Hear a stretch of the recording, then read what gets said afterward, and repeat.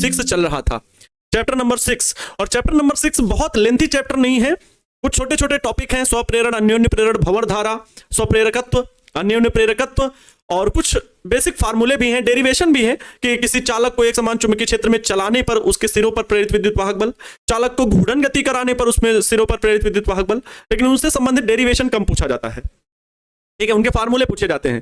तो आज मैं कुछ फार्मूलों की चर्चा कर भी दूंगा, जिनको आप लोग अपनी कॉपी में नोट डाउन जरूर कर लीजिएगा, उनसे ऑब्जेक्टिव बन जाता है, ठीक है बच्चों। तो जो चीजें इंपॉर्टेंट है सारी की सारी मैं पढ़ाते हुए चल रहा हूं। और एक चीज, आज मैं सारे के सारे ऑब्जेक्टिव भी क्वेश्चन कराने वाला हूं जो इस चैप्टर के महत्वपूर्ण है, ठीक है। आप लोगों के आज ढेर सारे ऑब्जेक्टिव क्वेश्चन भी जो इस चैप्टर के लिए महत्वपूर्ण है बच्चों, वो भी मैं कराने वाला हूं, ठीक है। तो एक तरह से ये सारी क्लास आप लोग जो जो इंपॉर्टेंट है वो इसमें बता दिया जाएगा। चले तो पहले के कुछ समय में मैं थ्योरेटिकल पोर्शन की जो भी अभी बाकी है उसकी चर्चा कर दे रहा हूं, ठीक।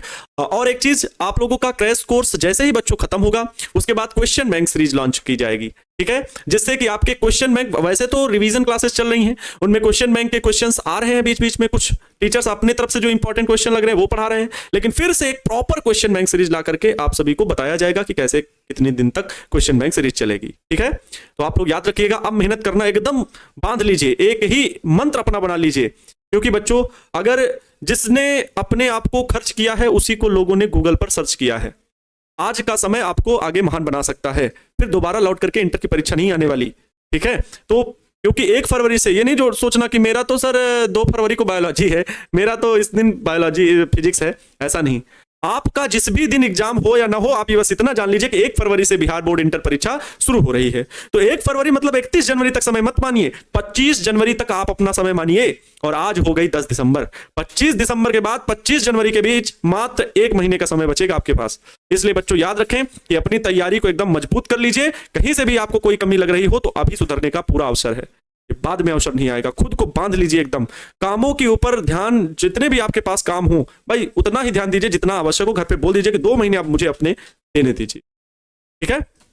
चलिए, तो लव यू सो मच बच्चों, सभी का स्वागत है इस शानदार सी क्लास में। नमस्तुभ्यम, नमस्कार, आभार, अभिनंदन, जय Shri Ram, Radhe Radhe, good evening my dear all. कुछ बच्चे कह रहे हैं सर डरा रहे हैं, डर किस बात का है, जब आपका बड़ा भाई आपके साथ है तो डर किस बात का है। लेकिन आपको चेतावनी देना, आपको जागरूक करना, यह भी हमारा काम है, क्योंकि कोई भी काम, कोई भी सफलता बच्चों बिना मेहनत किए नहीं होती।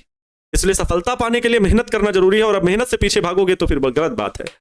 डर तो दूर भागेगा तब जब आत्मविश्वास आपका प्रबल होगा, और आत्मविश्वास प्रबल होगा तो कठिन परिश्रम से, इसका एक ही मात्र हल है, इसके अलावा दूसरा कोई रास्ता नहीं है। सफलता का कोई शॉर्टकट नहीं होता है ना, ये बात आप लोगों को भी अच्छे से पता है, ठीक है। चलिए बच्चों स्टार्ट करेंगे हम लोग। जो चीजें आज के चीज में पढ़नी, आज के डेट में पढ़नी भैया, हम लोगों को अन्योन्य प्रेरकत्व को सीखना है। अन्योन्य प्रेरकत्व बच्चों, म्यूचुअल इंडक्शन, अन्योन्य प्रेरकत्व क्या होता है, म्यूचुअल इंडक्शन सर बता दीजिए, म्यूचुअल इंडक्शन बता दीजिए। तो बाबू मैंने कल इसके बारे में थोड़ी सी चर्चा कर भी दी थी, स्वप्रेरकत्व आपको पूरा कंप्लीट मैंने समझा दिया था। मैं चाहूंगा आप वो सारी चीजें पिछले लेक्चर में अगर नहीं देखी हैं तो देख जरूर लेना, ठीक है। अन्योन्य प्रेरकत्व, म्यूचुअल इंडक्शन समझेंगे ध्यान से बच्चा पार्टी। बच्चों 2 कुंडलियां हैं, जुम जुम जुम जुम। एक कुंडली ये है जिसमें हमने बैटरी जोड़ रखी है, एक कुंडली इसी के समीप में है, जुम जुम जुम जुम जुम। इसमें हमने धारामापी गैल्वेनोमीटर जोड़ रखा है, ठीक है, ये गैल्वेनोमीटर जुड़ा हुआ है। ध्यान देंगे ये 2 निकटवर्ती समीप में रखी कुंडलियां हैं। अगर मैं यहां पर बात करूं तो फेरों की संख्या यहां पर N1 है, यहां पर फेरों की संख्या N2 है, यहां पर फ्लक्स φ1 बनता है, यहां पर फ्लक्स φ2 बनता है, यहां पर फ्लक्स φ2 बनता है। ध्यान देंगे बच्चा पार्टी, जब हम धारा के मान में परिवर्तन करते हैं, यहां पर सेल लगा रखा है कुंडली में, मैंने बताया था कल फैराडे के नियम में सीखा था, वो सब चीज आज मैं सब कुछ चर्चा नहीं करूंगा कि पूरा बेसिक में जाऊं, सब कुछ आप लोगों को पता है। तो जब हम धारा के मान में, जो यहां पर प्रवाहित धारा है उसके मान में जब परिवर्तन करते हैं तो चुंबकीय फ्लक्स में भी परिवर्तन होता है। जब चुंबकीय फ्लक्स चेंज होगा लगातार बच्चों, चुंबकीय बल रेखाएं सिर्फ यहीं तक जाके सीमित नहीं हो जाती किसी कुंडली में हो जाए। जो चुंबकीय क्षेत्र यहां बना, जो चुंबकीय क्षेत्र चुंबकीय प्रणालिका के भीतर रहा, वो यहीं तक थोड़ी सीमित, थोड़ी दूर आगे तक भी जाता है। तो ये तो समीप ही रखी है, तो इससे भी चुंबकीय बल रेखाएं गुजरती हैं, चुंबकीय बल रेखाएं इससे भी गुजरती हैं। बोलो, चुंबकीय बल रेखाएं इससे भी गुजरेंगी कि नहीं गुजरेंगी?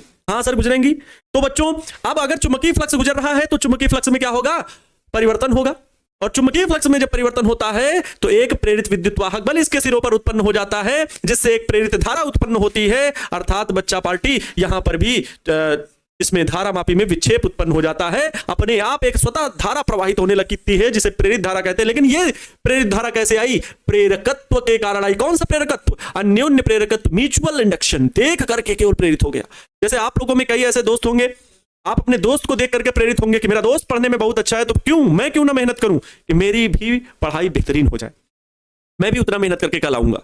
ये चीज आपके मन में होना चाहिए, है ना? आप लोग जब यहां कमेंट करते हो तो एक दूसरे से सब प्रेरित होते हैं, भाई मेरा नाम लिया जाना चाहिए, मैं अगले दिन जब ऑब्जेक्टिव टेस्ट होगा तो मैं सबसे पहले कमेंट करूंगा। ब्रह्मास्त्र ऑब्जेक्टिव बुक का क्लास में करवाइए क्योंकि उसमें कुछ मिस्टेक भी है। हाँ भैया, आप कहाँ हैं प्रभु? हे देव, अवतार लें। ये जितने भी ऑब्जेक्टिव होते हैं वो यहीं पर आपके क्लास में ही होते हैं, क्रैश कोर्स बुक के भीतर ब्रह्मास्त्र बुक के ही हो रहे हैं। आप वहां पर देख लेना जाके कि जहां से चैप्टर नंबर, जहां पे ये क्वेश्चन मैच करे, समझ लेना वो चैप्टर 6 के क्वेश्चन है। सारे के सारे ब्रह्मास्त्र बुक के ही क्वेश्चन करवाए जा रहे हैं। ठीक है, याद रखना। चलो, तो बच्चों इसकी परिभाषा क्या लिखेंगे अन्योन्य प्रेरकत्व की? अन्योन्य प्रेरकत्व की परिभाषा क्या लिखें? तो निकटवर्ती कुंडलियों में, निकटवर्ती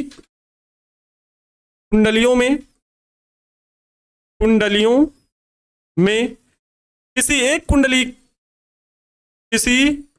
एक कुंडली में प्रवाहित धारा, किसी एक कुंडली में प्रवाहित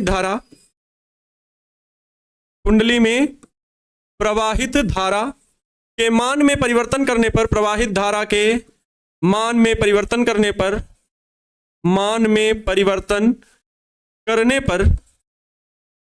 पर दूसरी कुंडली के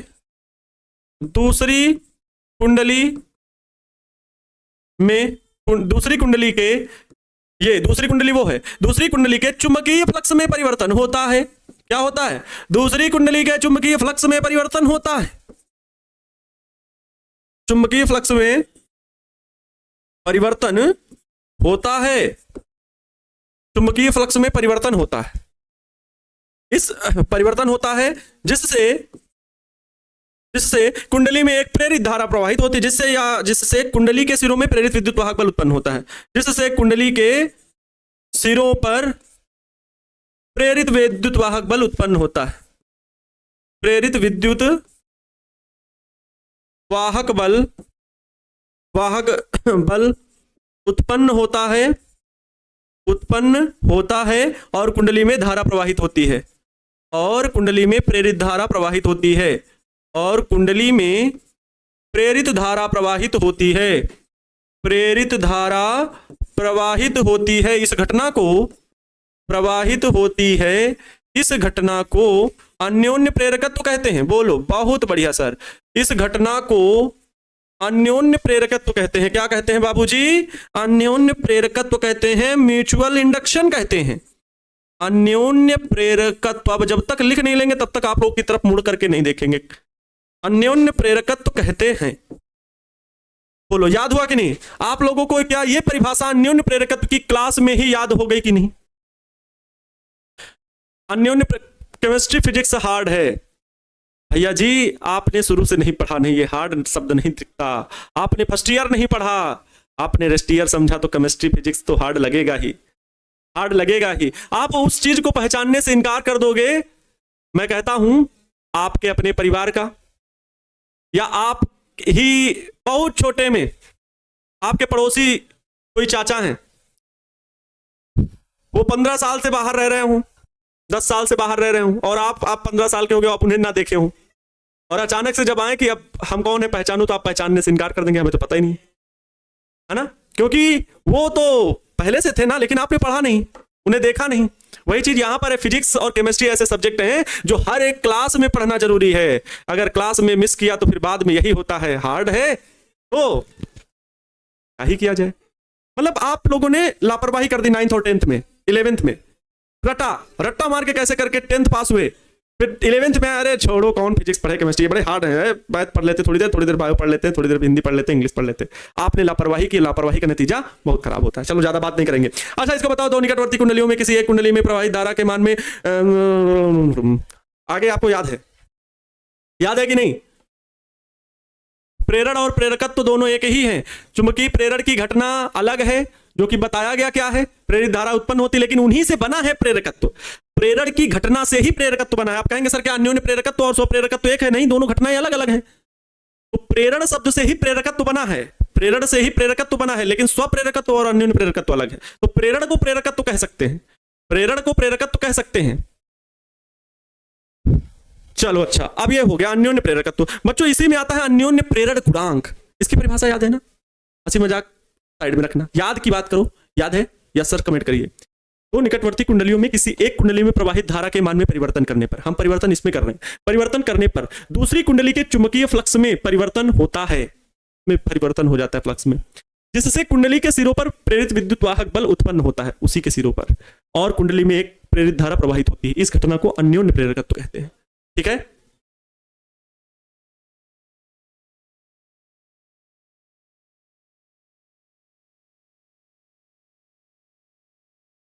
क्लियर, वेरी गुड। आइए बहुत ज्यादा बात ना करते हुए, मतलब बहुत ज्यादा समय ना किसी टॉपिक पे लेते हुए, अन्योन्य प्रेरण गुणांक। अन्योन्य प्रेरण गुणांक क्या है? मैं इस पर सीधे चित्र पर बात करूंगा कि आप लोग चित्र देख लीजिए।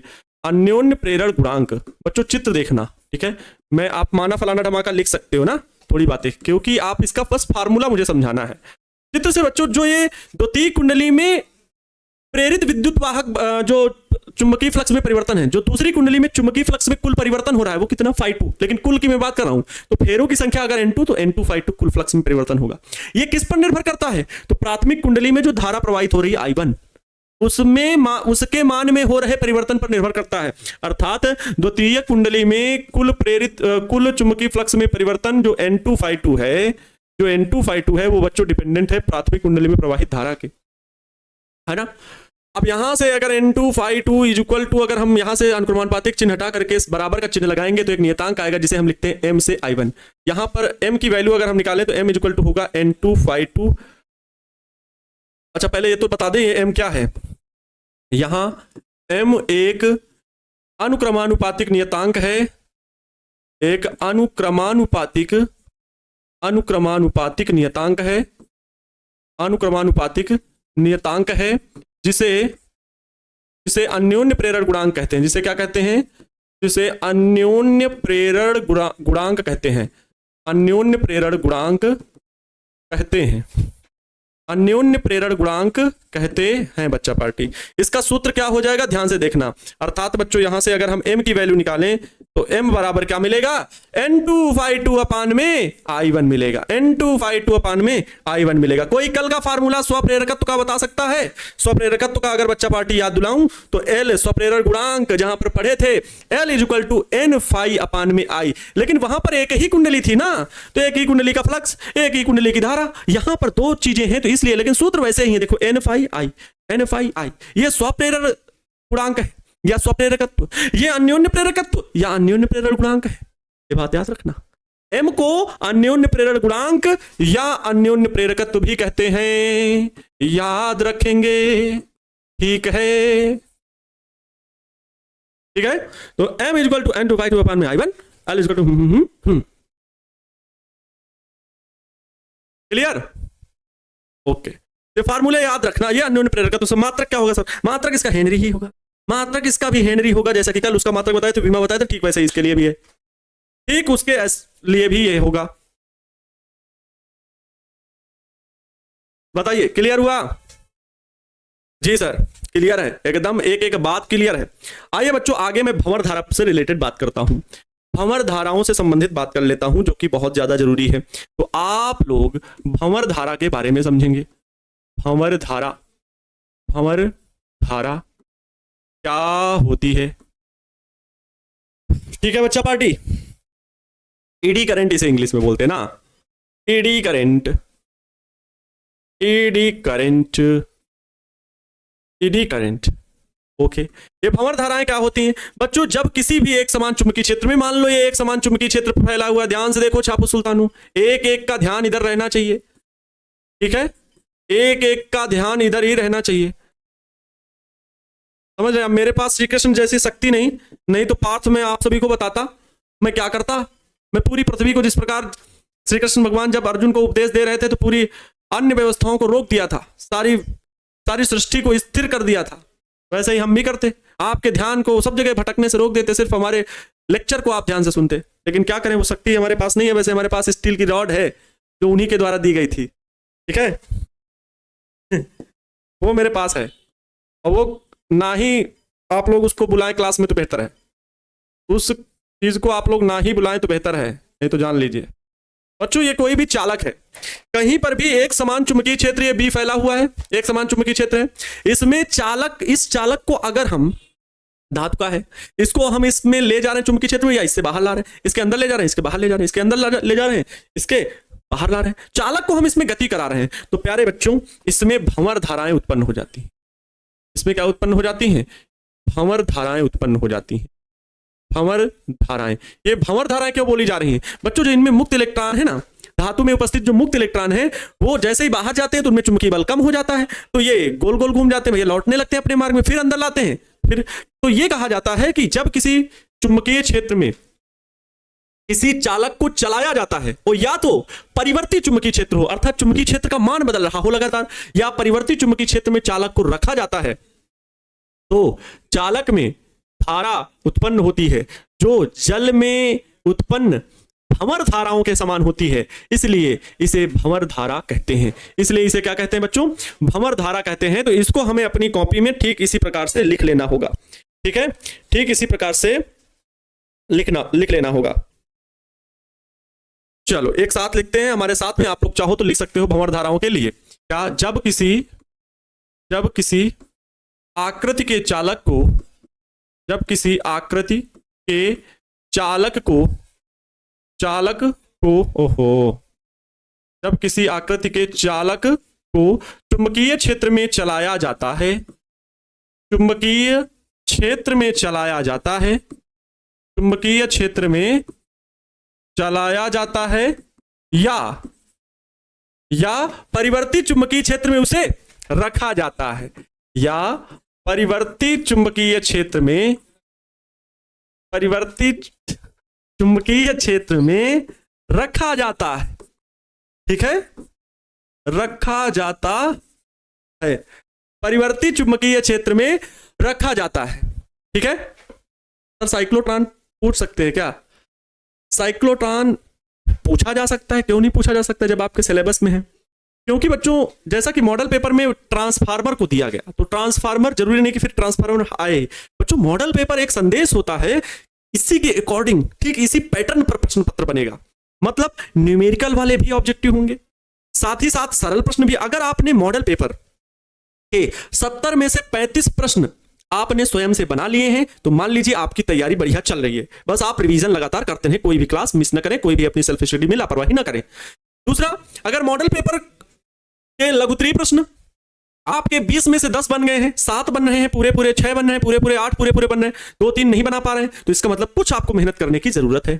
दीर्घोत्तरीय प्रश्नों की बात करूं तो दीर्घोत्तरीय प्रश्न अगर 6 प्रश्न में आपके 3 बन रहे हैं तो बहुत अच्छी बात है, तो इसी तरह मेहनत करते रहिए। अब model paper as it is का अर्थ ये होता है बच्चों, मॉडल पेपर के अकॉर्डिंग प्रश्न पत्र आएगा। जैसे वहां पर थ्योरेटिकल प्रश्न देखिए ज्यादा थे ना, मॉडल पेपर में थ्योरेटिकल प्रश्न थे ना, जिसमें से जैसे ट्रांसफार्मर, तो ट्रांसफार्मर एक यंत्र है, तो यंत्र से संबंधित साइक्लोट्रॉन आ सकता है, वन डे ग्राफ आ सकता है, विद्युत जनरेटर आ सकता है, जो कि आपके फुल कोर्स में सारे बताए गए। तो बच्चों ये चीजें हैं कि हाँ उनसे प्रश्न पूछा जा सकता है, ठीक है, पूछा जा सकता है। तो एक डेरिवेशन या जो भी उससे रिलेटेड प्रश्न आता है, तो इसी के पैटर्न पर प्रश्न पूछा जा सकता है, तो उसकी तैयारी कर लेना जरूरी होता है। यही होता है मॉडल पेपर का मतलब, ठीक है। अब वही आ जाएगा तो ये तो हम नहीं देख के आए, है ना, आने वाले समय में धीरे धीरे और चीजें क्लियर होती जाएंगी। अच्छा देखिए, चलाया जाता है, परिवर्ती चुंबकीय क्षेत्र में रखा जाता है, या परिवर्ती चुंबकीय क्षेत्र में रखा जाता है, तो चालक के चुंबकीय फ्लक्स में, चालक के चुंबकीय फ्लक्स में परिवर्तन होता है, चालक के चुंबकीय फ्लक्स में परिवर्तन होता है, चुंबकीय फ्लक्स में परिवर्तन होता है, चुंबकीय फ्लक्स में परिवर्तन होता है, जिससे चालक में धाराएं उत्पन्न होती हैं, जिससे चालक में धाराएं उत्पन्न होती हैं। ये धाराएं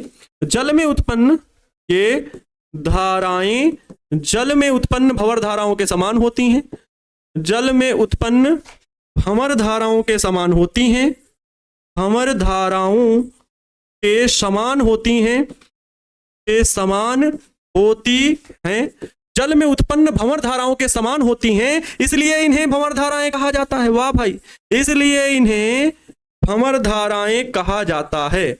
भंवर धाराएं, देखो अगर यही टाइप करा के ले आते तो बच्चों जल्दी हो जाता, लेकिन मैंने कहा नहीं, हमारे छापू सुल्तान हैं, इन्हें ऐसे नहीं पढ़ाया जाता है। बहुत समय से हमारे साथ जुड़े, इनको टीपू सुल्तान की उपाधि से हमने नवाजा है, तो साथ में पढ़ते हैं, कभी कभी साथ में लिखते भी हैं, भली गंदी राइटिंग में लिखते हैं, याद करते हैं हमारे साथ में छोटा छोटा पॉइंट लिख करके। तो ये बहुत अच्छी आदत है। हम नहीं कहते कभी भी आप बैठो तो पूरा पूरा लिखो, बातों को समझो मेरी, और फिर छोटे छोटे पॉइंट्स लिखो। क्या, जैसे इसको छोटे पॉइंट्स में कैसे लिख सकते हैं भंवर धारा के, तो परिवर्ती चुंबकीय क्षेत्र, केवल इतना लिखे, चालक के चुंबकीय फ्लक्स में परिवर्तन, दूसरा पॉइंट, और भंवर धाराएं जल के समान। हो गया, ऐसे आपने लिख लिया। तो आपको रिवीजन करने में, ये रिवीजन कर रहे हो आप जरूरी नहीं क्योंकि आपके पास एक नोट्स बनी है फुल कोर्स की, तो आप फिर पूरा पूरा ना लिखो मेरे साथ। ये तो क्रैश कोर्स वाले बच्चे हैं जो एकदम नए हैं, तो वो लोग भाई लिखिए, और नहीं तो आप भी ऐसे ही शॉर्ट टर्म में ही याद करें, क्योंकि आपको समझना बहुत ज्यादा जरूरी है ना। इसलिए जरूरी नहीं कि आप जब पढ़ाएं हम तो पूरा पूरा लिखा करो बात, रफ कॉपी में छोटी छोटी बातें लिखा करो, बाद बाकी पैनल पीडीएफ से आपको इच्छा हो तो पूरा नोट कर लीजिए। समझ में आया? तो जब किसी आकृत के चालक को चुंबकीय क्षेत्र में चलाया जाता है या परिवर्ती चुंबकीय क्षेत्र में रखा जाता है तो चालक के चुंबकीय फ्लक्स में परिवर्तन होता है, जिससे चालक में धाराएं उत्पन्न होती हैं। ये धाराएं जल में उत्पन्न भंवर धाराओं के समान होती हैं, इसलिए इन्हें भंवर धाराएं कहते हैं। इसकी खोज फोको ने की थी। इसकी खोज किसने की थी बच्चों? फोको ने की थी। फोको ने की थी। इसके उपयोग देख लीजिए।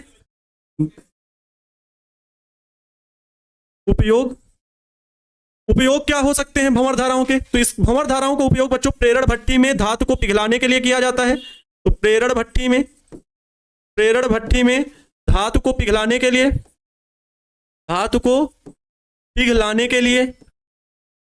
कोई भी धातु हो प्रेरण भट्टी में डाल दीजिए, वहां भंवर धाराएं इतनी ज्यादा उत्पन्न होती हैं कि उस धातु को पिघला देती हैं।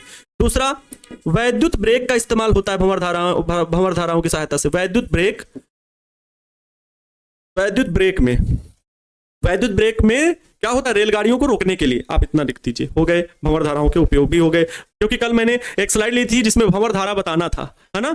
अभी हमारे पास पूरा समय है बच्चा पार्टी, ध्यान इधर उधर मत भटकाए, मैं सारी चीजें बताते हुए चल रहा हूं, ठीक है। ये चीज हो गई, हाँ। आइए इसमें फार्मूले हम बहुत सारे डिस्कस करके आपको बता देते हैं बच्चों। अगर कहीं पर एक समान चुंबकीय क्षेत्र फैला है, ध्यान देंगे आप पूरी बात पर, एक समान कहीं पर मान लीजिए चुंबकीय क्षेत्र फैला हुआ है, ध्यान देना। एक समान चुंबकीय क्षेत्र कौन फैला हुआ है? बी फैला हुआ है। इस एक समान चुंबकीय क्षेत्र में बच्चा पार्टी, अगर मैं किसी चालक को लेकर के आऊं, ये चालक है विद्यार्थी जी, और इस चालक को मैं अगर वी वेग से भगाऊं, वी वेग से, है ना, ये वेग उसका क्या रहेगा? वी वेग से। और इस चालक की लंबाई बच्चा पार्टी अगर स्मॉल एल है, तो होता यह है कि जब हम चालक को इसमें दौड़ाते, चालक है इसमें मुक्त इलेक्ट्रॉन है, दौड़ाते हैं तो सारा का सारा धनावेश ऊपर पहुंच जाता है, सारा का सारा ऋणावेश नीचे आ जाता है, क्योंकि मुक्त इलेक्ट्रॉन सारे कहां जाते हैं? नीचे। और जब मुक्त इलेक्ट्रॉन ऊपर के भी नीचे आ गए तो इसका मतलब ऊपर धनावेश बना। सर ये मुक्त इलेक्ट्रॉन नीचे क्यों आ गए? क्योंकि चुंबकीय क्षेत्र द्वारा उन पर बल लगा, आवेश है ना वो मुक्त इलेक्ट्रॉन, सारे मुक्त इलेक्ट्रॉन यहां आके इकट्ठा हो गए और इसके विपरीत दिशा में धारा प्रवाहित होती है। तो बच्चों जब पूरा धनावेश ऊपर, नीचे ऋणावेश पूरा, तो इनके सिरों में विद्युत वाहक बल उत्पन्न हो जाता है। वो विद्युत वाहक बल होता है E बराबर BVL sin थीटा, या केवल E बराबर आप BVL से जान सकते हो, या विभवांतर भी बोल सकते हो। ये तो E विद्युत वाहक बल हो गया, या विभवांतर बोल सकते हो, विभवांतर भी बोल सकते हो। विभवांतर V बराबर भी BVL। बच्चों ये होता है चालक के सिरों पर। अगर बच्चों एक समान चुंबकीय क्षेत्र कहीं पर फैला हुआ है, फिर ध्यान देंगे मेरी बात पर, एक समान चुंबकीय क्षेत्र कहीं पर फैला हुआ है, जी गुरु जी, एक समान चुंबकीय क्षेत्र फैला हुआ है। अब इसमें किसी चालक को जो है ना, इसमें किसी चालक को घूर्णी गति कराई जा रही है। कैसी गति कराई जा रही है? ये चालक की लंबाई बच्चा पार्टी टोटल L है, इसको घूर्णी गति कराई जा रही है, ओमेगा वेग से घुमाया जा रहा है। इसका अक्ष ये है, अब मिड अक्ष से ये x दूरी पर है, ठीक है। इस प्रकार से इसे कोणीय वेग ओमेगा से घुमाया जा रहा है। ऐसे इसको चुंबकीय क्षेत्र में ऐसे दौड़ाया जा रहा है, बीच से पकड़ करके ऐसे ऐसे घुमाया जा रहा है, ठीक है, ऐसे ऐसे घुमाया जा रहा है। इसका कोणीय वेग कितना है? ओमेगा है। जब ऐसे ऐसे घुमा रहे हैं, एक ही जगह रुका हुआ है, ये घूर्णन गति है बच्चों। घूर्णन गति कराने पर यहां पर हम कौन सी गति करा रहे हैं? घूर्णन गति। और यहां पर कौन सी गति हो रही है? सिर्फ चलाया जा रहा है, चालक को चलाया जाता है, चालक को चलाया जाता है। ये सूत्र हुआ, ये फार्मूले हुए, इन्हें याद रखना, ठीक है। इसमें क्या होता है, इसमें जो फार्मूला बनेगा वो सिरों पर विभवांतर जो E बराबर बनेगा वो 1/2 B omega L square, 1/2 B omega L square. इसमें जो सिरों पर प्रेरित विद्युत वाहक बल बनेगा इस स्थिति में वो E बराबर 1/2 बी ओमेगा एल स्क्वायर। बच्चों और भी सूत्र है, क्या है ध्यान से सुनो। जो प्रेरकत्व तो हम लोग पढ़ रहे हैं, एक प्रेरकत्व L1 को हम श्रेणी क्रम में जोड़े, फिर ऐसे दूसरा प्रेरकत्व तो ये तीसरा प्रेरकत्व, इस प्रकार हम अगर इनको ये L1 है, ये L2 है, ये L3 है, इनको हम किस क्रम में जोड़ दें, श्रेणी क्रम में बच्चा पार्टी जोड़ दें, श्रेणी क्रम में प्रेरकत्वों को जोड़ दें तो इनका नेट प्रेरकत्व कितना होगा, L बराबर, तो अगर श्रेणी क्रम में जोड़े तो ठीक प्रतिरोधों की तरह L1 plus L2 plus L3 होगा। अगर बच्चों इनको समांतर क्रम में जोड़ा जाए, आप कहेंगे गुरुजी समांतर क्रम में अगर जोड़ दिया जाए तो क्या होगा, कोई दिक्कत नहीं, तब भी ऐसे ही हम निकाल सकते हैं। बच्चों अगर समांतर क्रम में जोड़ दिया जाएगा, समांतर क्रम में अगर जोड़ दिया जाए तो ये L1 है, ये L2 है, ये L3 है, अगर इन्हें समांतर क्रम में जोड़ा जा रहा है तो इनका जो संपूर्ण प्रेरकत्व होगा वो होगा 1/L बराबर 1/L1 प्लस 1/L2, 1/L बराबर 1/L1 plus 1/L2 plus 1/L3। ये किस क्रम में जोड़ा है बच्चों, तो समांतर क्रम में जोड़ा है हमने, किसमें, समांतर क्रम में। तो ये प्रेरकत्व का संयोजन हुआ। तो यहां पर जो मैंने आपको फार्मूले बताए हैं विद्यार्थी जी, यहां पर जो मैंने आपको फार्मूले बताए हैं वो कुछ विशेष फार्मूले हैं जिनको आप लोग लिख लेना विद्यार्थी। चित्र बना दिया है और उनके डेरिवेशन आपको नहीं आते एग्जाम में, क्रैश कोर्स के दृष्टिकोण से बता रहे हैं सर, अगर क्योंकि पूछे जाने के चांसेस कम है। अब फुल कोर्स वाले बच्चों को तो रिवीजन में अगर थोड़ा देख ही लेगा तो उसका क्या जाएगा, तो आता कम है, डेरिवेशन इसके बहुत पूछे जाने की संभावना बहुत कम है, 10% से भी कम है, 5%, है ना। तो बच्चों ये जो है इनके आप लोग फार्मूले याद रखें जिनसे ऑब्जेक्टिव बन सकता है। क्लियर हुआ, चलो ये कुछ फार्मूले थे जिनको आप लोग याद रखेंगे। फिर कुंडलियों के स्वप्रेरकत्व और अन्योन्य प्रेरकत्व भी होता है। जैसे मैं अगर किसी कुंडली का स्वप्रेरकत्व बताऊं, ठीक है, किसी कुंडली का स्वप्रेरकत्व ध्यान देंगे, हाँ ध्यान सुने, लंबी धारावाही परिनालिका या लंबी परिनालिका का स्वप्रेरकत्व, ध्यान से सुनेंगे, लंबी परिनालिका का स्वप्रेरकत्व निकालिए अगर कह देगा तो आप क्या करोगे। अगर प्रश्न में पूछ लिया कि लंबी परिनालिका का स्वप्रेरकत्व बताओ, अगर स्वप्रेरकत्व निकालना आएगा तो आप वास्तव में फिर अन्योन्य प्रेरकत्व भी निकाल लोगे। ये कोई बच्चों परिनालिका है, ठीक है, परिनालिका है, समझ में आ रही बात। इसकी लंबाई जो है वो स्मॉल l है, ध्यान से सुनना।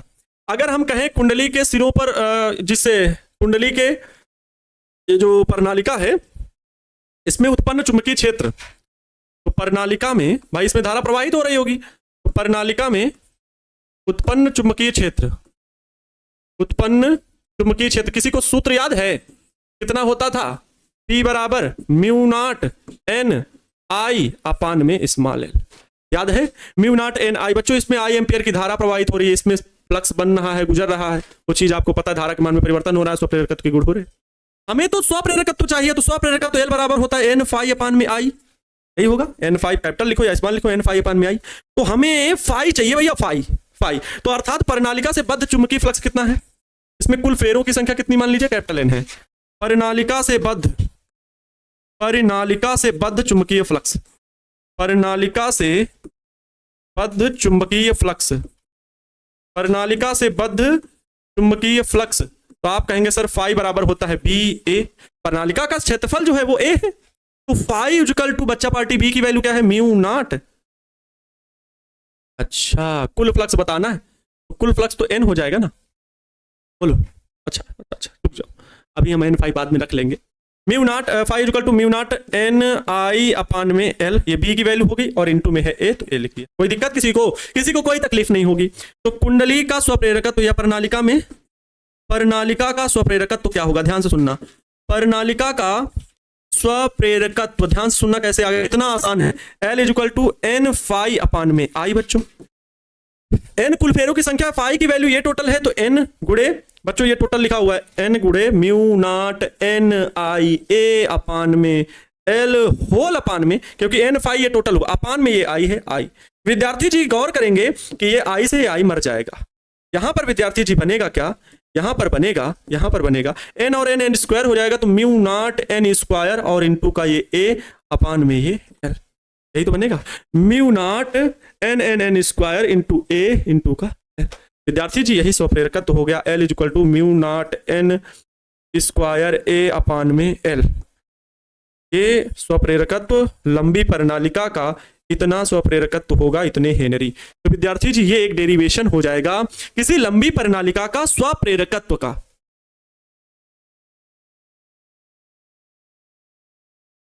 ठीक है, बताइए कितने लोगों ने इसे फुल कोर्स में भी पढ़ा था और कितने लोग क्रैश कोर्स में पढ़ रहे हैं। तो बात कुछ समझ में आ गई है, कुछ नहीं बहुत कुछ समझ में आ गया है। अगर प्रश्न आपसे ये पूछा जाएगा बच्चों कि लंबी प्रणालिका का स्वप्रेरकत्व बताइए, तो आप ये चित्र बना देना।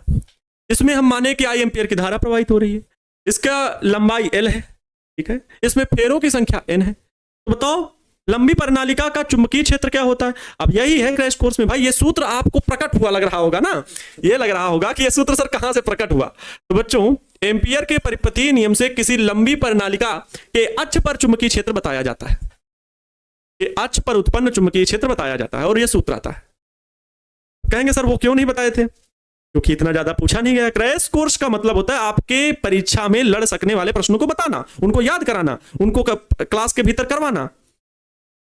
और अगर आप क्रैश कोर्स के भरोसे बैठे तो फिर रटिए, क्योंकि समझने में फिर वो चीजें आपके ये जैसे ये चीज है ये आपको याद ही करनी पड़ेगी। जिन लोगों ने नहीं पढ़ा उनको तो याद करना पड़ेगा, और जिन्होंने पढ़ा है वो लोग इस डेरिवेशन को भी याद किए होंगे कि भाई अक्ष पर गए थे सर, एक लूप बना करके आपने बताया था, इसमें एक ऐसे लूप बनाए थे हम, ए बी सी टी चुंबकीय क्षेत्र की दिशा में कितना फ्लक्स धारा गुजर रही है, बी डी एल अच्छे से बताए थे, याद आ रहा होगा, याद आ रही होंगी बातें। तो यहां पर वो चुंबकीय क्षेत्र, हमको तो L equal to N phi upon में आई, फाई चाहिए, फाई और आई, तो आई तो पता है ना, वो तो माने ही है, वो तो पता ही रहेगा।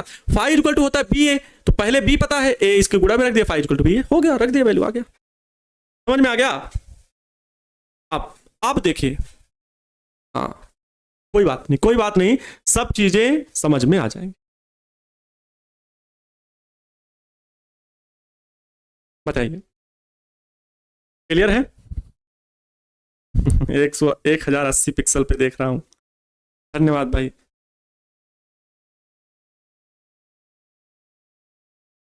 क्लियर है बच्चों। है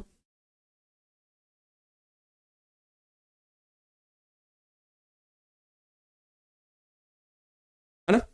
आइए अब चलते हैं हम लोग ऑब्जेक्टिव क्वेश्चन पर।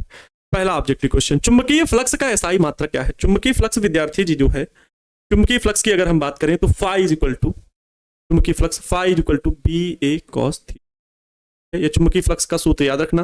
अब चुंबकीय फ्लक्स का मात्रक वेबर होता है, ये भी आप लोगों को पता है। चुंबकीय फ्लक्स का मात्रक क्या होगा, वेबर होगा, है ना। चुंबकीय फ्लक्स का एसआई मात्रक वेबर होगा विद्यार्थी जी। क्यों, हम जो फार्मूले हैं वो भी थोड़ा बहुत बताते हुए चलेंगे। लेंज का नियम किसके संरक्षण पर आधारित है। लेंज का नियम, जब फैराडे के विद्युत चुंबकीय प्रेरण नियम की हम व्याख्या करते हैं तो हम बताते हैं कि जो कुंडली होगी उसके सिरों पर प्रेरित विद्युत वाहक बल चुंबकीय फ्लक्स में परिवर्तन की दर के अनुक्रमानुपाती होता है, डी फाई अपान में डी टी। लेकिन ये ऋणात्मक चिन्ह यहाँ पर क्यों आता है, क्योंकि ये ऋणात्मक चिन्ह ये बताता है कि चुंबकीय फ्लक्स में परिवर्तन सदैव उस कारण का विरोध करता है, प्रेरित विद्युत वाहक बल सदैव उस कारण का विरोध करता है जिससे यह स्वयं उत्पन्न होता है। तो फ्लक्स में परिवर्तन के कारण उत्पन्न होता है और उसी का वो विरोध करता है। तो ये किसके संरक्षण पर आधारित है, ऊर्जा के संरक्षण पर आधारित है, ऊर्जा का, लेंज की संबंधित ऊर्जा का नियम। एक हेनरी किसके बराबर होता है। एक हेनरी, जैसे L बराबर बच्चों पढ़े आप लोग क्या, N फाई अपान में आई। अब फाई का मात्रक वेबर, आई मतलब एम्पियर, तो वेबर प्रति क्या बच्चों इसका मात्रक होगा, एम्पियर होगा। वेबर प्रति क्या होगा, एम्पियर, वेबर प्रति एम्पियर, एम्पियर इनवर्स में लिखा हुआ है तो कोई बात नहीं, तो ये हम लिख सकते हैं कि एक हेनरी बराबर एक वेबर प्रति एम्पियर। ठीक है, नेक्स्ट क्वेश्चन, डायनमो के कार्य का सिद्धांत आधारित होता है, किस पर आधारित होता है। तो डायनमो के कार्य का सिद्धांत विद्युत चुंबकीय प्रेरण पर आधारित होता है। बच्चों मैंने न्यूमेरिकल भी रखे हैं, न्यूमेरिकल भी कर रखे हैं। ठीक है सर, एसआई मात्रक और बीमा करा दीजिए, बिल्कुल करा देंगे, वो तो कराना ही था, कई बार ऐसे बताए भी हैं, करवाएंगे आप लोगों को, बीमा और एसआई मात्रक बता देंगे। वैसे बता सारे दिए जाते हैं, अगर आप थोड़ा बहुत रेगुलर पढ़ रहे होंगे तो उनको खुद ही लिख लिए होंगे, है ना।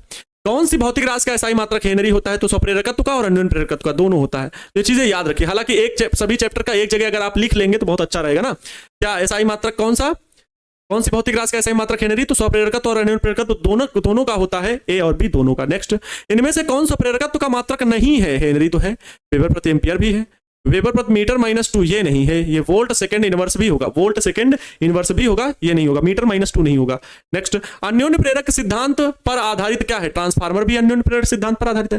प्रेरण कुंडली भी एक के बाद दूसरी, अर्थात यहां पर बच्चों जो है दोनों ए और बी दोनों जो है अन्योन्य प्रेरण सिद्धांत पर आधारित है। नेक्स्ट, कौन नियम विद्युत चुंबकीय प्रेरण से संबंधित है? विद्युत चुंबकीय प्रेरण से संबंधित फैराडे का नियम है। ठीक है, फैराडे के 2 नियम है। अगर कोई पूछे कितने नियम है तो 2 नियम है बाबू। नेक्स्ट, स्वप्रेरकत्व की क्रिया समतुल्य है। स्वप्रेरकत्व की क्रिया जड़त्व के समतुल्य है। जैसे जड़त्व में अपना गुण है, जड़त्व का क्या, अगर हम किसी भी चीज कोई हमको धक्का दे तो हम अपनी गति का विरोध करेंगे, हम अपनी गति का क्या करेंगे? विरोध करेंगे। तो ठीक जड़त्व के समान है प्रेरकत्व की क्रिया। नेक्स्ट, चुंबकीय फ्लक्स का मात्रक है तो φ = BdA। कहां देखोगे BdA? φ = B क्रॉस लिखा है, नहीं डॉट प्रोडक्ट होता है BdA। φ = BdA। बच्चों इसमें कौन सा ऑप्शन सही होगा? B option, φ = BdA। BdL नहीं लिख देना, ये आप एम्पियर के परिपथीय नियम में चले जाओ, है ना। μ0 गुना होता है BdL = μ0 × I, तो वो चीजों में नहीं चले जाओ। B.DA सही है, 10वें का B। नेक्स्ट, परिनालिका का स्वप्रेरकत्व होता है, अभी मैंने ये सूत्र बताया, L = μ0 n²/L। ए ऑप्शन सही होगा, ए ऑप्शन इसका बच्चों सही होगा। चलिए नेक्स्ट क्वेश्चन, प्रेरक द्वारा संग्रह चुंबकीय ऊर्जा है। तो जैसे ही 1/2 आप CV² पढ़े थे संधारित्र की, ठीक वैसे ही यहां पर है प्रेरकत्व की ऊर्जा 1/2 LI², 1/2 LI²। बच्चों सी ऑप्शन इसका सही जवाब होगा, सी ऑप्शन इसका सही जवाब होगा। नेक्स्ट, उदग्र तल में चालक तार की वृत्ताकार कुंडली रखी हुई है। चलो, उदग्र तल में, उदग्र मतलब ऊर्ध्वाधर, ठीक है। तो बच्चों ये एक कुंडली रखी हुई है, ओके चलो ऐसे ही बता दे रहे। ये एक कुंडली रखी हुई है, इसकी ओर एक क्षण चुंबक लाया जा रहा है, इसकी ओर एक क्षण चुंबक हम ला रहे हैं, कोई बात नहीं, ला रहे हैं क्षण चुंबक, क्षण चुंबक ला रहे हैं। चुंबक का उत्तरी ध्रुव कुंडली की ओर है। चलो ये चुंबक का उत्तरी ध्रुव है जो कुंडली की ओर है, भाई एक क्या है? लूप है, ये कुंडली है और चुंबक को हम इसके पास ला रहे हैं। चुंबक की तरफ से देखने पर कुंडली में प्रेरित विद्युत धारा की दिशा होगी। चुंबक की तरफ से देखने पर कुंडली में विद्युत धारा की दिशा बच्चों विपरीत होगी, विद्युत धारा का विरोध करती है, अर्थात इस दिशा में होगी, ये इस दिशा में, इस दिशा में, ऐसे वामावर्त एंटी क्लॉकवाइज विरोध करे, क्योंकि चुंबक उसकी ओर जा रहा है, चुंबकीय क्षेत्र नॉर्थ पोल उसकी ओर जा रहा है। अगर साउथ पोल उसकी ओर जाता तो दक्षिणावर्त होती, घड़ी की सुइयों की दिशा में होती, वामावर्त। ए ऑप्शन इसका सही जवाब होगा, ए ऑप्शन इसका सही जवाब होगा, 13 का ए होगा, बी नहीं। कंफ्यूज ना हो आप, इसको कॉन्सेप्ट के आधार पर समझ लेना, ठीक है। नेक्स्ट, किसी बंद परिपथ का, देखो यहां पर न्यूमेरिकल आ गया, किसी बंद परिपथ का प्रतिरोध 10 ओम है, ठीक है भैया, R = 10 ओम। कह रहे हैं इस परिपथ में T समय में, ठीक है, T समय में चुंबकीय फ्लक्स वेबर में जो है कि फाई बराबर दिया गया है 6t² - 5t + 1 है। तो T बराबर 0.25 सेकंड, T बराबर दिया गया है बच्चों 0.25 सेकंड पर परिपथ में प्रवाहित धारा एम्पियर में होगी। धारा का मान बताना है, I = क्वेश्चन मार्क। तो धारा कैसे मिलेगी? प्रतिरोध पता है, विद्युत वाहक बल पता लग जाए। विद्युत वाहक बल पता करने के लिए हम लोग फैराडे के प्रेरण नियम में जाएं तो d∅/dt होता है, E = -d∅/dt। तो चलिए फ्लक्स में परिवर्तन की दर निकालते हैं। तो हम लोग फ्लक्स में परिवर्तन की दर जो d∅/dt निकालेंगे, फाई का अवकलन करेंगे, तो d/dt लिखें। फाई की टोटल वैल्यू क्या रही? ये 6t² - 5t + 1। ये मैंने क्वेश्चन पहले भी आप लोगों को करवाया हुआ है। अब यहां पर ध्यान देंगे, इसका अवकलन जो है ना, ये d/dt का मतलब होता है समय के सापेक्ष अवकलन, जिसमें सभी पदों में होगा। तो d/dt लिखेंगे, फिर 6t² पहले पद का अवकलन, प्लस है तो माइनस है, माइनस लगा दूं, फिर d/dt। यार ये d/dt का गुणा सभी पदों में करना है, फिर इंटू में 5t प्लस d/dt, इंटू का क्या है? 1 है, 1 का कोई अस्तित्व नहीं। समय के सापेक्ष 1 का अवकलन करेंगे तो 0 होगा, माइनस। अब ये चीज आपको याद होनी चाहिए, मैंने कराया था, याद करो x की पावर n का अगर बच्चों d/dx x की पावर n है तो इसका अवकलन का सूत्र क्या होता है? nx n - 1, nx n - 1। तो आप वही चीज यहां पर लिख दोगे, d∅/dt बराबर में, देखो यहां ये वाला जो अवकलन करने जा रहे हो तो 6 को तो बाहर करोगे, t², जैसे x की पावर n है तो nx n - 1 ना, तो यहां पर देखो 2, n की जगह पर घात कितनी है? 2 है ना, तो 2, x की जगह है t, तो t n - 1, तो n की जगह है 2, तो फिर n - 1 तो -1, ये हो गया, बात खत्म। फिर -6 या 5 गुणा में बाहर कर लो, इनटू में t की पावर। अच्छा एक चीज याद रखो, जैसे ये देखो ऊपर भी dt हो गया और नीचे भी dt हो गया, जब ऐसा हो तो कट जाते हैं, इसका अवकलन केवल क्या होगा? सीधे 1 होगा। ये याद रखो। टी का टी के सापेक्ष अवकलन 1, एक्स का केवल अगर एक्स के सापेक्ष होता तो 1, लेकिन यहाँ एक्स की पावर n का अवकलन ये सूत्र होता है, ये याद रखना। और 1 का अवकलन टी के सापेक्ष हो रहा है, कोई भी संख्या कोई भी अचर पद अगर अवकलन हो, जिस भी संख्या के सापेक्ष, अगर वो ऊपर कहीं भी ना हो, देखो टी यहाँ भी था, टी यहाँ भी था, टी के सापेक्ष हम लोग अवकलन भी कर रहे हैं, लेकिन यहाँ कहीं टी नहीं है, अचर पद है ये, तो इसका अवकलन 0 होगा, तो प्लस में बच्चों 0।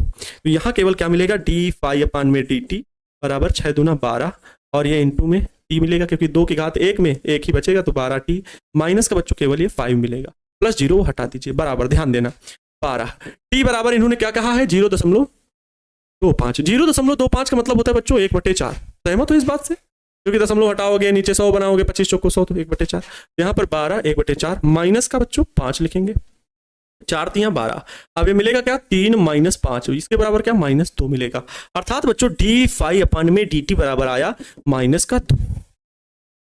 डी फाई अपान में dt की वैल्यू कितनी आई है, -2 आई है बच्चा पार्टी, हमको ये डी फाई अपान में dt मिला है, यहां से अगर हम e की वैल्यू निकालें तो माइनस डी फाई अपान में dt, तो माइनस इंटू माइनस का 2, डी फाई अपान में dt की वैल्यू -2 आई है, तो ये प्लस का 2 हो जाएगा।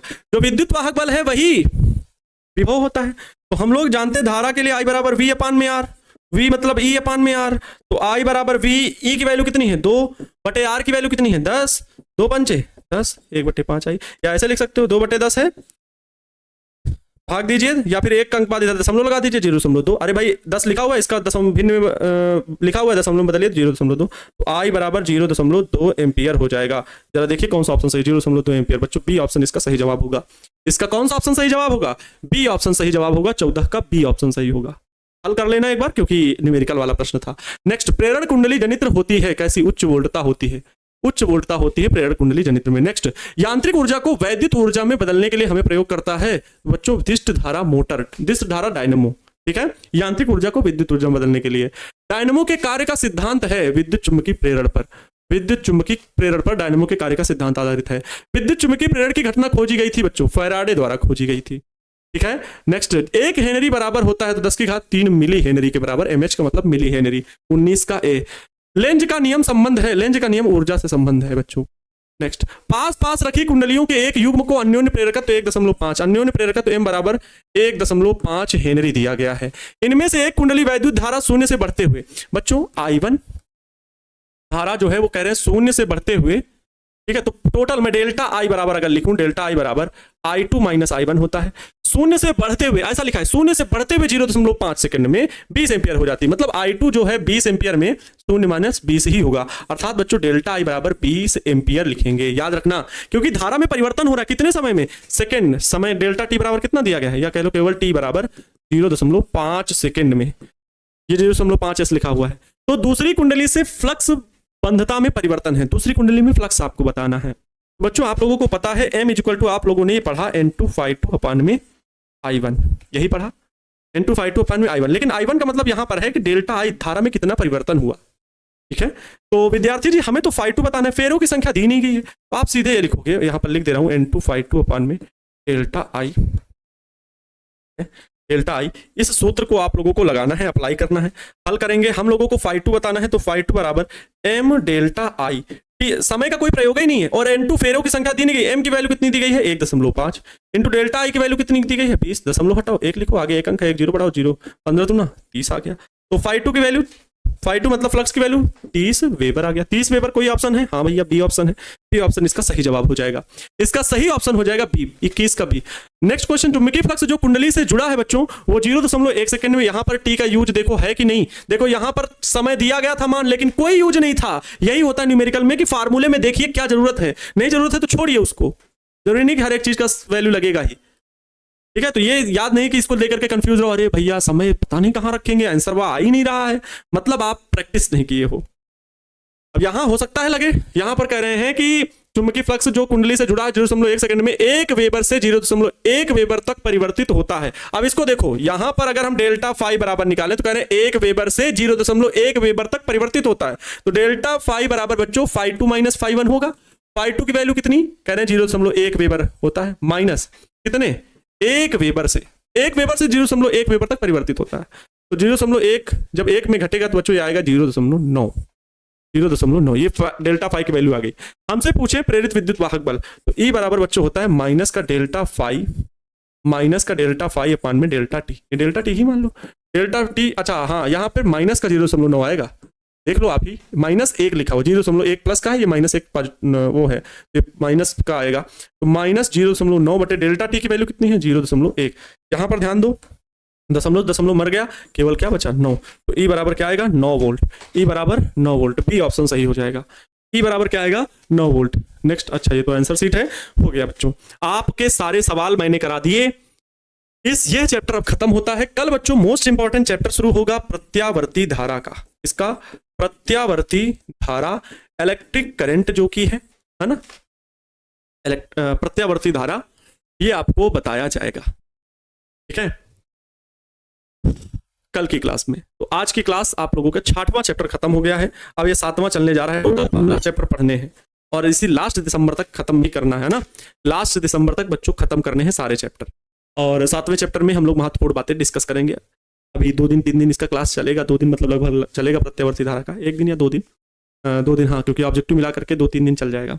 और फिर उसके बाद विद्युत चुम्बकीय तरंगे 1 ही दिन की क्लास होगी, क्योंकि उससे सिर्फ यही पूछा जाता है कि कौन सी विद्युत चुम्बकीय तरंग है, कौन नहीं है, ये सब चीज़, तो जो जितना इंपॉर्टेंट है उसका वो चीज़ आपको पढ़ाया जाएगा। लेकिन हाँ, क्रैश कोर्स की मदद से आपके अंक, अगर एकदम नहीं पढ़े हो, एकदम पढ़े ही नहीं थे इंटर सिर्फ क्रैश कोर्स में अब आपका बढ़िया अंदर जुनून आया है, तो बच्चों अगर मेहनत कर रहे हो लगातार अच्छे तरीके से, 75% अंक आ सकता है, 70 से 75% अंक पाना मतलब पूरा आपके लिए वैलिड है, पा सकते हो। 75% से अधिक भी जा सकता है अगर मेहनत खूब कर रहे हो, ठीक है। मेहनत खूब करने का मतलब है फिर एक क्वेश्चन, कोई भी सब्जेक्ट नहीं मिस कर रहे हो, कोई भी क्लास नहीं मिस कर रहे हो, ब्रह्मास्त्र बुक का पूरा रिवीजन कर रहे हो, तो फिर 75% से अधिक अंक लाने से कोई रोक नहीं सकता। लेकिन अगर थोड़ी बहुत लापरवाहियां सबसे हो जाती है, कहाँ फॉलो कोई कर पाता है। 8 घंटे सेल्फ स्टडी की सोचो तो 6 घंटे हो पाती, 7 घंटे हो पाती, 1 घंटे भी मिस हो गई ना, तो वही दिक्कतें हो जाती, थोड़ी बहुत तो कमी रह जाती है। फिर भी अगर आप ईमानदारी से मेहनत कर रहे हो तो बच्चों 70% से अधिक अंक आ जाएंगे। और जो बच्चे फुल कोर्स भी पढ़े, क्रैश कोर्स कर रहे हैं, तो प्रॉपर रिवीजन उनका चल रहा है क्लास के माध्यम से, तो एक तरह से उनके मार्किंग जो है उनकी मेहनत पर डिपेंड है। लेकिन 80% से अधिक अंक आना उनके लिए एकदम कंफर्म है, 85% 80% आराम से आएगा, क्योंकि जैसे जैसे आप ऊपर जाते जाओगे ना, तो परसेंटेज 1% आगे बढ़ना मतलब बहुत मेहनत लगना। और अगर आपने ईमानदारी से सारी प्रैक्टिस कर ली बच्चों, मॉडल पेपर हल कर लिए, तो जो बच्चे फुल कोर्स से भी जुड़े थे, जो बच्चे क्रैश कोर्स से भी जुड़े थे, वो 90% से अधिक अंक जरूर लाएंगे। 90% अर्थात उनके, हम कहेंगे कि 90% के आसपास, जैसे 88%, 87%, 86%, 91%, 89%, ऐसे बहुत सारे बच्चों की संख्या, हजारों की संख्या में ऐसे बच्चे मिलेंगे, इस बात की गारंटी, हजारों की संख्या में। और फिर बात रही टॉपर की बच्चों, अधिकतम अंक पाने की 95% से अधिक, 93%, आपकी मेहनत, आपके कार्य, हमारा लोगों को मार्गदर्शन है, जो कंटेंट आपको पढ़ाया जा रहा है, टॉपर बनने की योग्यता से भी बहुत अधिक है, बहुत अधिक पढ़ाया गया, ऐसा नहीं है। आपको जितना भी कंटेंट मैंने सिखाया, बहुत बहुत बहुत ज़्यादा का बीच बीच में मैंने कंटेंट सिखाया है। कई ऐसे, चाहे आप विद्युत चुम्बकीय तरंगे जा करके देख लीजिए, तो मैंने विस्थापन धारा का कॉन्सेप्ट एक दिन में कितना कितना चीज़ें पढ़ाई, वो आप लोग देखेंगे तो जा करके देखेंगे कि सर इतनी महत्वपूर्ण चीज़ें तो नहीं है, वो नहीं कोई बताता है, लेकिन मैंने हर एक चीज़ वो क्लियर की। पोलराइजेशन जैसे चैप्टर को, प्रकाश के ध्रुवण जैसे चैप्टर को पोलराइड कैसे बनता है, कैसे प्रकाश ध्रुवित होता है, सारी चीज़ें मैंने बताई।